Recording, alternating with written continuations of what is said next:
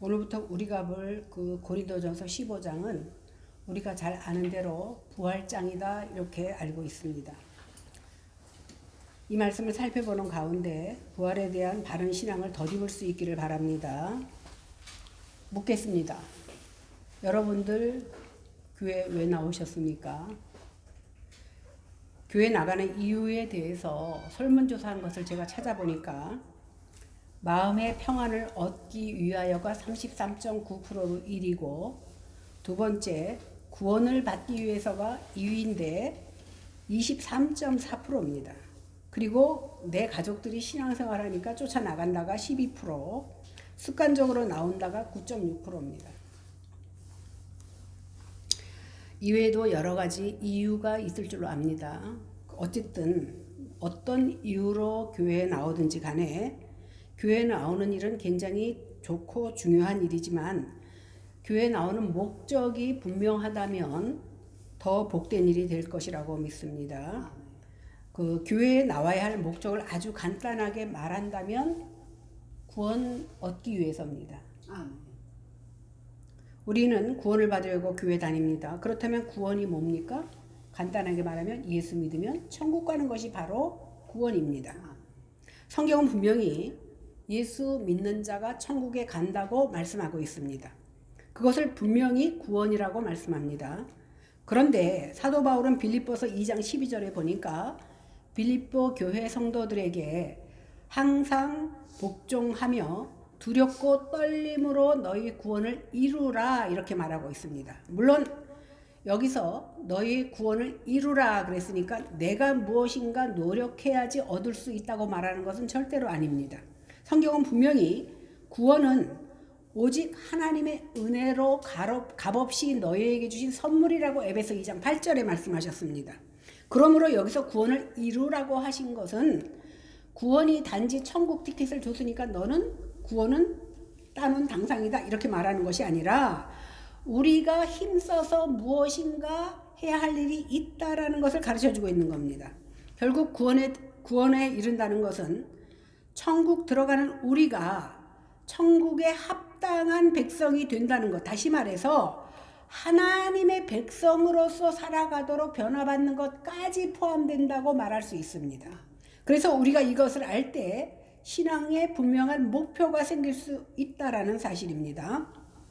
오늘 마태복음 22장에 보니까 여러분들 잘 아는 대로 천국을 혼인잔치에 비유한 예수님의 말씀이 나옵니다. 왕이 혼인잔치를 열었습니다. 그런데 초대된 사람들이 오지 않습니다. 그러자 화가 나서 왕은 종들에게 나가서 많은 사람들을 불러오라고 합니다. 그러니까 무작위로 많은 사람들을 부릅니다. 그런데 온 사람을 보니까 아마 왕이 예복을 준비해서 준 것 같아요. 그 왕이 준 예복을 다 입고 왔는데 더러는 그 예복을 입고 나오지 않은 사람이 있었어요. 자기 옷을 그대로 입고 있는 거예요. 준 옷을 입지 않고. 왕이 그래서 그들을 종을 시켜서 내보냅니다.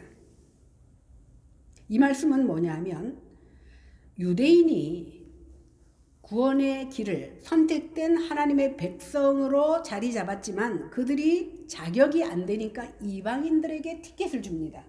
그런데 이방인이 모두 다 천국 들어오는 것이 아니라 예복을 입은 자만이 천국 백성이 될 수 있다는 겁니다. 이 말은 뭐냐면 구원받을 자기의 지식과 자기의 행위로 구원받을 수 있다라는 그 자고한 마음을 가진 자는 예복을 준비하지 않은 자이고 예복을 입지 않은 자는 천국 백성이 될 수 없다라는 말입니다. 이 비유를 통해서 복음을 들은 자는 누구나 천국에 들어올 수 있지만 초청받았다고 해서 다 구원받는 것은 아니라는 겁니다. 이 말은 뭐냐면 성경대로 말하면 청함을 받은 자는 많되 택함을 받은 자는 적다라는 겁니다. 교회에 다 나왔다고 다 천국 가는 것이 아니라 진실로 예복을 입은 자, 마음으로 예수를 믿는 자만이 들어간다는 것. 다시 말해서 복음을 통해서 천국으로 초대받았지만 천국에 합당한 사람, 하나님의 백성답게 변화되기 위해서 힘쓰는 그러한 모습이 있을 때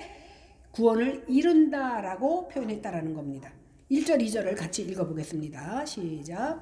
형제들아 내가 너희에게 전한 복음을 너희에게 알게 하노니 이는 너희가 받은 것이요 또 그 가운데 선 것이라. 너희가 만일 내가 전한 그 말을 굳게 지키고 헛되이 믿지 아니하였으면 그로 말미암아 구원을 받으라. 이 말씀에 보니까 바울이 내가 너희에게 전한 복음을 너희로 알게 한다고 합니다.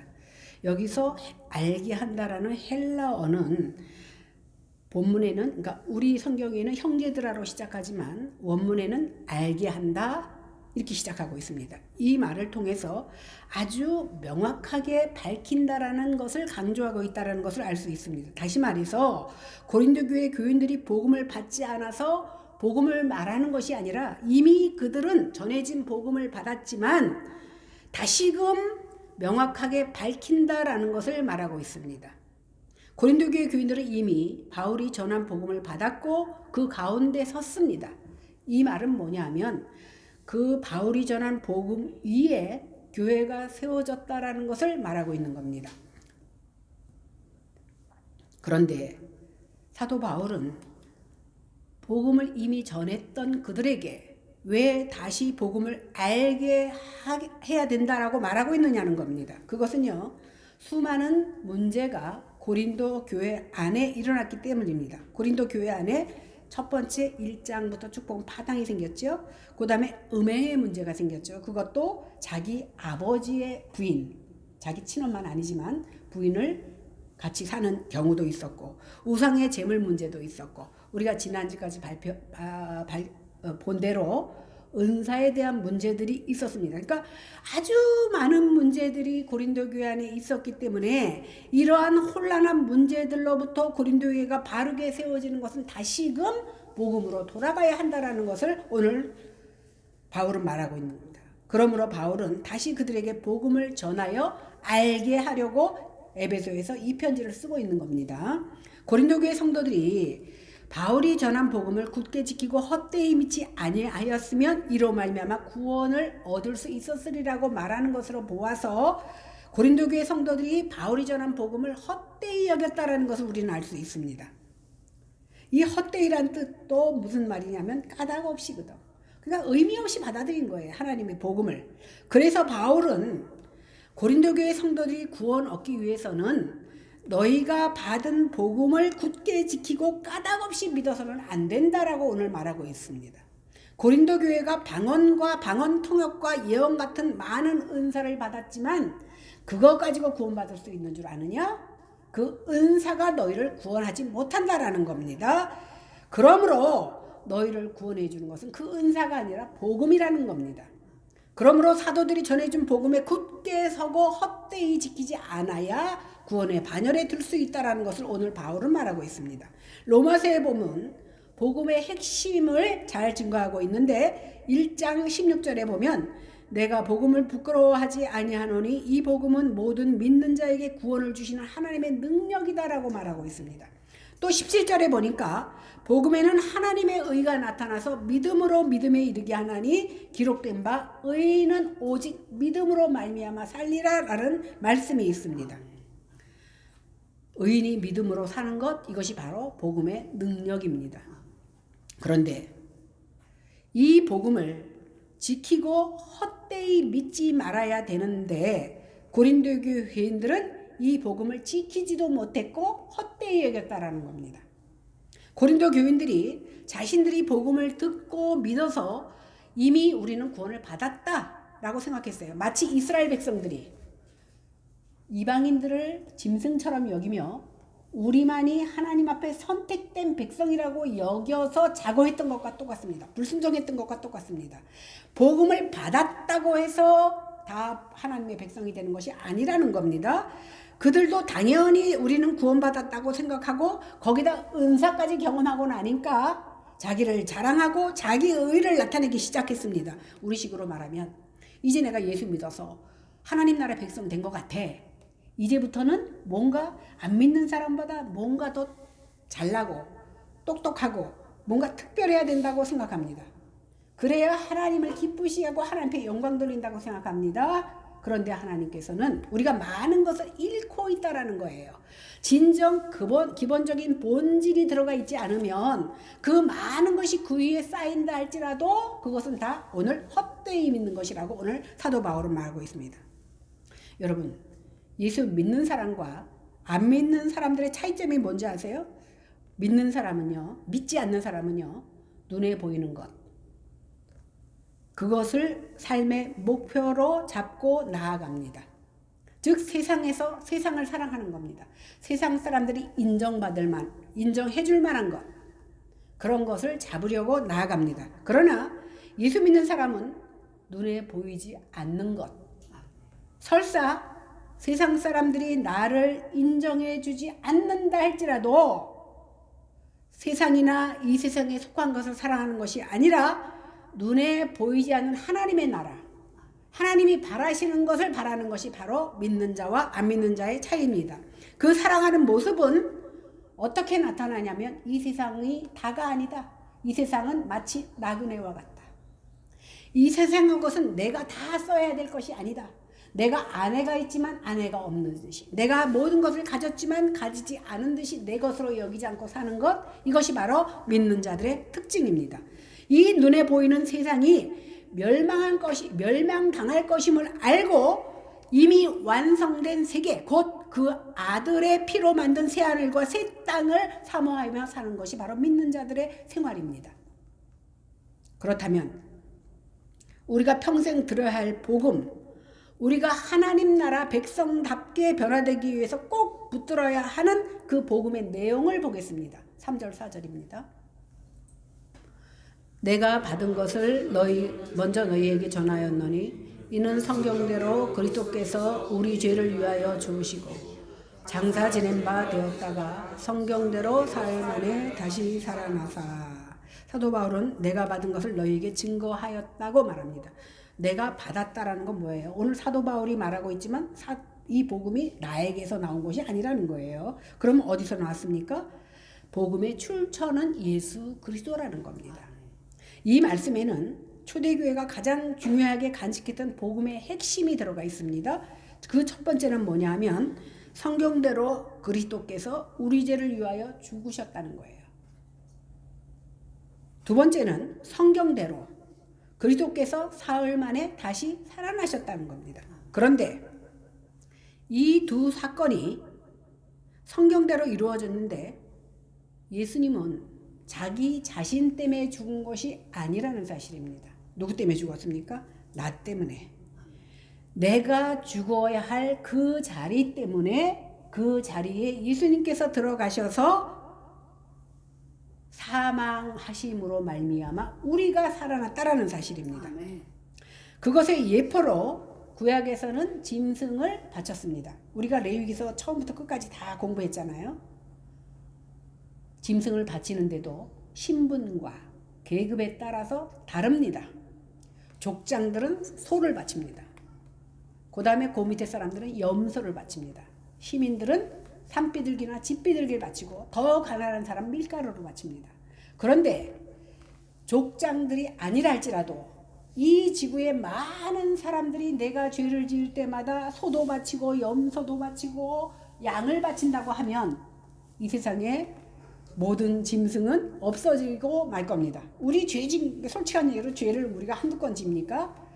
그런데 예수님께서 오셔서 어린 양으로 예수님을 십자가에 못 박혀 죽게 하심으로 말미암아 우리의 죄의 문제를 단번에 해결해 주셨다는 사실입니다. 다시 살아나심으로 예수님이 죽으심으로 우리 죄의 문제를 해결해 주셨고 다시 살아나심으로 영생의 문제까지도 해결해 주셨습니다. 이처럼 그리스도의 십자가의 죽으심과 부활, 이것이 바로 복음이라는 사실입니다. 이것이 복음인 것은 우리의 범죄함을 위하여 우리 주님이 당신의 살과 피를 내어주셨기 때문입니다. 또한 우리가 의롭다 하심을 위하여 그분이 살아나셨습니다. 예수님께서 죽음으로 끝났다면 우리는 영원히 영생을 얻을 수가 없습니다. 그러나 당신이 살아나셨기 때문에 그 의가 우리에게 전가되므로 우리가 영생을 누릴 수 있게 된 겁니다. 다시 말해서 의롭게 칭함을 받을 수 있게 된 겁니다. 우리가 구원을 받는다는 것은 우리에게 전혀 의는 없고 죄만 있지만 우리 예수님께서 은혜 받게 하심으로 말미암아 우리가 의로운 자가 되었다. 이것이 바로 복음입니다. 그런데 예수 그리스도의 십자가 앞에서 당을 짓고 서로 시기하고 경쟁하고 있다면 복음을 들은 자의 모습이다라고 말할 수 있겠느냐는 겁니다. 은사를 주신 것도 결국 성도들의 그 유익을 위해서 주신 거라 그랬습니다. 그런데 자기를 자랑하고 자기 의를 나타내는 것은 뭡니까? 복음이 그 안에 없다라는 증거입니다. 그러므로 오늘 사도 바울은 고린도 교회의 교인들에게 다시금 너희가 복음을 듣고 과거 회개하여 성도의 모습으로 되찾을 수 있도록 이 편지를 보내고 있는 겁니다. 그렇지만 그 과정을 통해서 사실 모든 사람들이 회개한 모습을 다 같이 들어보면 회개하면 먼저 뭐가 생각나요? 내가 죄인입니다라고 다 가슴을 칩니다. 눈물 콧물 다 흘립니다. 이러한 죄가 드러나게 하는 것이 무엇이냐면 복음입니다. 복음이 내게 들어오면 먼저 내가 죄인임은 내 숨은 죄가 다 드러나게 됩니다. 그렇지만 이 과정을 겪어야만이 회개하고 자기를 부인하게 되고 다시금 주님을 믿게 되는 겁니다. 5절에서 9절을 보겠습니다. 시작. 게바에게 보이시고 후에 12제자와 그 후에 500여 형제에게 일시에 보이셨나니 그 중에 지금까지 대다수는 살아있고 어떤 사람은 잠들었으며 그 후에 야고보에게 보이셨으며 그 후에 모든 사도에게와 맨 나중에 만삭되지 못하여 난 자 같은 내게도 보이셨느니라. 나는 사도 중에 가장 작은 자라. 나는 하나님의 교회를 박해하였으므로 감당하지 못할지니라. 오늘 게바 그랬는데 게바는 베드로의 히브리식 이름이죠. 게바에게 보이셨다고 했는데 사실은 먼저 여인들에게 보였습니다. 그런데 왜 게바를 먼저 말하냐면 고린도 교회 안에는 부활 자체를 인정하지 않는 교인들이 있었습니다. 그러다 보니까 그 이름 없는 여인들이 보았다라고 말하는 것보다 그 당시 고린도 교회 교인들도 야고보나 베드로는 많이 알고 있었거든요. 그래서 영향력 있는 베드로를 먼저 언급한 겁니다. 그 다음에 12제자에게 보이셨다 그랬는데 사실은 이 제자 중에 유다는 가룟 유다는 없어졌잖아요. 자살했잖아. 그러면 왜 12제자라고 했느냐? 가룟 유다 대신 뽑힌 그 마띠아도 보았다라고 말하고 있는 겁니다. 그 후에 500여 제자들에게 보이고 그 중에 태반이 지금도 살아있다고 합니다. 그리고 야고보에게 보이셨고 맨 나중에 만삭되지 못하여 난 자 같은 자신에게도 보이셨다고 이렇게 말씀하시는데 여기서 말하는 야고보는 아까 12제자 속에 제자 12자는 야고보는 들어가 있고 여기 야고보는 예수님의 젖동생 야고보입니다. 예수님의 동생 야고보는 예수님의 동생 2명이 성경에 보면 예수님이 하도 자기네 생각보다 다른 행동을 하니까 뭐라 그랬어요? 미쳤나 보다 그랬어요. 미친 사람 취급했습니다. 다시 말해서 예수님을 하나님의 아들로 인정하지 않았습니다. 그러나 분명히 내 형이 죽었는데 살아서 자신 앞에 나타난 것을 보고 그의 마음이 변화되어서 그는 예수를 믿는 사람이 되었고 예루살렘 총회의 총회장이 될 만큼 영향력 있는 사람으로 큰 일을 담당했던 것을 우리는 알 수 있습니다. 이렇게 바울이 하나하나 열감으로 말하고 있는 것은 뭐냐면 오늘 부활에 대하여 믿지 못하고 있는 고린도 교회 사람들을 향하여 예수님의 부활이 확실한 역사적인 사건이라는 사실을 그들에게 각인시키고자 하는 겁니다. 바울은 예수님을 믿기 전에 그 교회의 성도들을 박해했던 사람입니다. 그러니 사도라 칭함을 받을 수 없어. 12제자들은 예수님과 함께 3년 동안 동고동락했지만 자신은 그 당시에 예수를 핍박했던 자였기 때문에 나는 만삭되어나지 못한 자다. 중간에 껴든 사람이다 라고 고백하고 있는 겁니다. 그리스도인들을 핍박하려고 다메섹으로 가다가 예수 큰 불빛을 보고 꼬꾸라집니다. 그리고 묻습니다. 누구십니까? 그때 예수님이 뭐라고 얘기합니까? 나는 네가 박해하는 예수다. 사실 바울은요. 그 당시는 사울이었죠. 일이 바뀌기 전에. 예수님을 핍박한 적이 없어요. 예수님을 핍박한 게 아니라 예수 믿는 자를 핍박했습니다. 그런데 예수님은 뭐라고 그랬어요? 네가 왜 나를 믿는 사람을 핍박했느냐 이렇게 말하지 않고 네가 핍박하는 예수다라고 말하고 있습니다. 이 사실을 통해서 바울은 그때 그리스도인을 핍박하는 것이 바로 예수님을 핍박한다는 사실을 깨달았을 겁니다. 그래서 그의 교회관이 뭐예요? 교회는 그리스도의 몸이다. 교회를 치고 교인들을 치는 것이 그리스도의 몸을 치는 것이라는 그러한 교회관이 세워졌던 겁니다. 그러니 교인 하나를 내가 미워하고 있으면 결국 그 교인을 미워하는 것이 아니라 바로 예수님을 미워하는 것이라는 겁니다. 이렇게 부활하신 주님은 복음에 빚진 마음을 가지고 있는 자들을 일일이 찾아와 주셨을 뿐만이 아니라 자신을 핍박한 사도 바울까지도 찾아와 주셔서 그를 사도로 삼아 주셨습니다. 이것이 오직 은혜요, 바로 복음입니다. 우리가 이 자리에 있는 것도 바로 바울이 당한 그 은혜를 우리도 똑같이 겪은 결과라는 사실입니다. 10절 보겠습니다. 시작. 그러나 내가 나된 것은 하나님의 은혜로 된 것이니 내게 주신 그의 은혜가 헛되지 아니하여 내가 모든 사도보다 더 많이 수고하였으나 내가 한 것이 아니요 오직 나와 함께 하신 하나님의 은혜로라. 사도 바울은 지금 내가 나된 것은 하나님의 은혜다라고 고백합니다. 하나님의 은혜가 헛되지 아니하여 자신이 복음을 받아들였다는 것입니다. 그리고 그 복음이 너무 좋고 감사해서 그는 다른 사람들보다, 다른 사도들보다 더 많이 수고하였지만 그러나 내가 수고한 것이 아니요 나와 함께 하신 하나님의 은혜다라고 고백합니다. 성도는요, 자기가 은혜 받은 만큼 수고합니다. 내가 채워진 만큼 안에서 나올 수 있다라는 겁니다. 왜 그렇습니까? 내가 나된 것이 그분 때문인 걸 알기 때문입니다. 내가 은혜가 넘칠 때 그 은혜를 주신 분이 하나님인 것을 알기 때문에 내가 그분을 위하여 수고할 수 있는 겁니다. 그래서 하나님의 은혜를 받은 만큼 더 수고하지만 그것을 자랑하지 않습니다. 그래서 은혜 받은 자는 수고를 할지라도 나를 자랑하신 것이 아니라 내게 은혜를 베푸신 그분을 자랑하는 겁니다. 이것은 바울이 겸손해서 하는 말이 아니라 오직 나와 함께 하신 분에게 은혜를 충만히 받았음을 고백하는 겁니다. 그러므로 복음을 제대로 받고 그 복음의 선자들은 은혜를 아는 사람이라는 겁니다. 죽도록 충성했지만 내가 한 것이 아니라 하나님의 은혜가 헛되지 아니하여 그렇게 됐다라고 고백할 수 있는 것, 이것이 바로 복음의 선자들이라는 겁니다. 곧 나는 무익한 종이며 그저 할 일을 했을 뿐이라는 자세에서 나오는 겁니다. 이것이 진정한 복음을 제대로 믿은 자의 마땅한 자세입니다. 복음을 믿는 자에게는 구원을 주시는 하나님의 능력이 임했기 때문에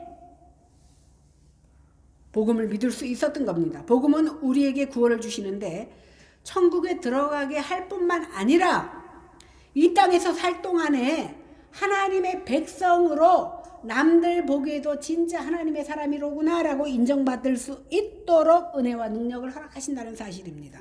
그래서 복음을 우리가 굳게 잡으면 형편없는 자라도 바울같이 쓰임을 받을 수 있다라는 사실입니다.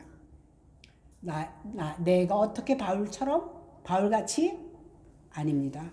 바울이 바울된 것은, 그래서 오늘 제가 잘못 올렸는데 제목이 내가 나된 것은, 바울이 바울된 것은 그가 잘나서가 아니라 하나님의 능력이라는 사실입니다. 그렇다면 바울을 바울되게 하신 하나님이 우리를 하나님의 일꾼으로 사용하지 않겠느냐는 겁니다. 11절 보겠습니다. 시작. 그러므로 나나 그들이나 이같이 전파함에 너희도 이같이 믿었느니라. 여기서 나는 바울이죠. 그들은 누구냐면 예수님의 12제자를 말합니다. 그러므로 나나 그 제자들이나 이 아까 두 가지 말한 그 복음을 전파함에 너희도 이같이 믿었다는 이 말씀이 주님이 우리 때문에 죽으시고 사흘 만에 살아나셨다는 전파를 너희도 믿었지 않느냐. 그렇다면 그분이 성경대로 죽으셨고 성경대로 살아나셨다는 것을 이 아주 간단하고 기초적인 내용을 너희들이 받았고 믿었다고 하면서 은사가 넘쳤던 그린도 교회에 왜 다시금 사도 바울은 너희가 다시 복음을 알아야 된다고 말씀하느냐는 겁니다.